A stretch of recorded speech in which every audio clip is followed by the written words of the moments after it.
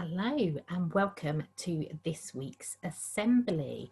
And you've just come back to term 5, which is very exciting. And hopefully you all had an amazing Easter break. Let me see with your thumbs who had a fantastic time off on their 2 weeks. Lots of you. That's so good. You might have got to play with some friends because we're now allowed to meet some people outside. And in the second week, things started to open up a bit. So I know I was lucky enough to bump into some of you at Knockhatch, which was very exciting. And it was so good to be outside and spending time with other people again. So they were the changes that were happening in the holidays. And you might have also noticed that there were a few changes happening at Pashley. I wonder if you can tell the person next to you something you've spotted that is different at Pashley now compared to when you went to school before the holidays.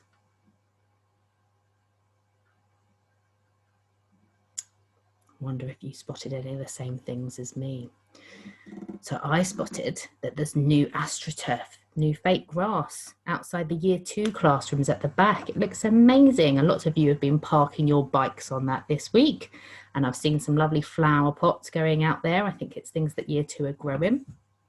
I also noticed we have a new mass playground. I know when lots of you came in on Monday morning and the gate opened and you came through the gate, it was the first thing you saw. And I've seen lots of you playing outside on it at lunchtimes, which has been lots of fun.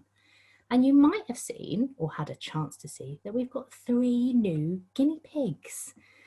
I wonder if you've spotted them when you're walking past or you've had a chance to visit them yet. Very exciting to have 3 new guinea pigs. 3 really big changes. So lots of things coming to Pashley that are different from before, because we always have the kindest supervisor in all the land who works very hard during the holidays. We're so lucky to have him. And there's some new changes coming our way as well, because we've had our values and we have our value assemblies, and we were saying last half term we had to send postcards, but our value bears are coming back. So next week, if you are one of the lucky people to be awarded one of our values, you will have one of these delivered to your classroom to look after for the week.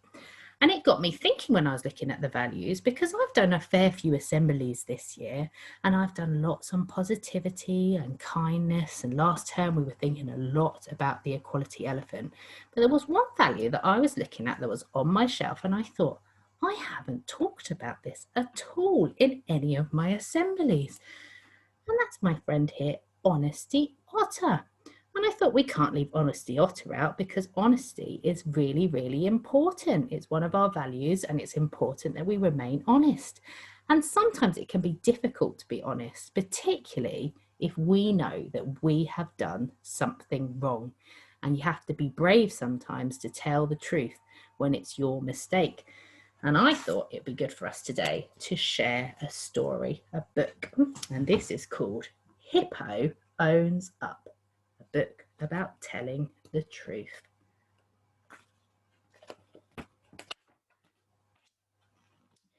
It was Tuesday and Hippo was having a bad day. He had got up late. Put up your hands if you've ever got up late. I have. Doesn't make a good start to the day. He had missed his breakfast. He was late for school too, and Miss Bird was cross. Then Miss Bird gave him lots of sums to do, but Hippo was too hungry to do them. There he is, trying to do his sums, and his tummy's rumbling. He's feeling a bit sorry for himself. Hippo looked at the clock. It was nearly lunchtime.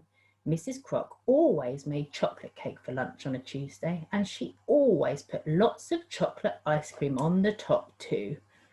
Rumble. Hippo thought about the chocolate cake and the chocolate ice cream, and his tummy rumbled loudly. Everyone heard it. Everyone giggled. Miss Bird told them to get on with their work. But the more Hippo thought about the chocolate cake, the louder his tummy rumbled, and then he got the hiccups. The hiccups were very, very loud. Everyone laughed. Miss Bird got cross. She said Hippo was disturbing everyone. She told him to go to the kitchen and get a drink of water. Hippo went to the kitchen. The big chocolate cake was on the table. He went to get a closer look. It looked delicious. It smelled delicious. He decided to try just a tiny bit of it. He picked up a spoon and took a bit of cake. It tasted wonderful. Hippo stared at the cake. Now there was a little hole on one side of the cake. He tried to smooth the icing over the hole, but it looked even worse. So he took some more cake from the other side to try to even it up, but it looked worse than before. Hippo was worried. He wanted to make the cake look better.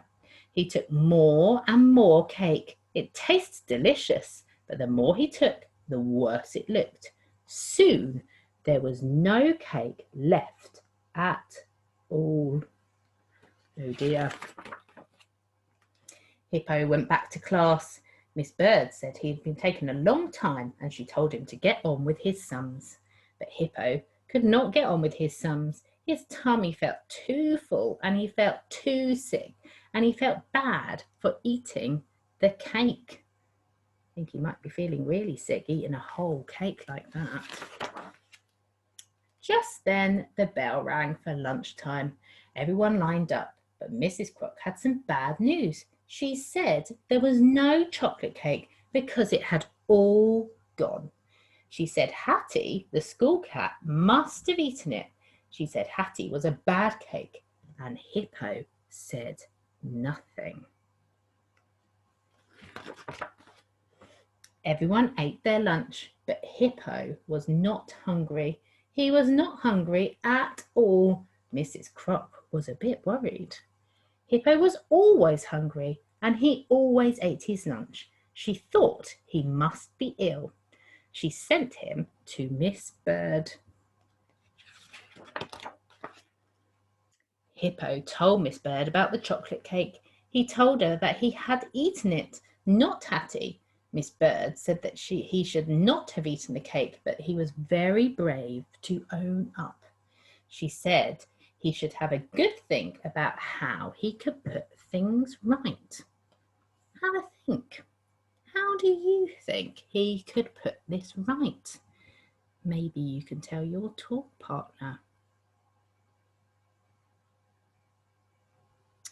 Let's see if he had the same idea as you.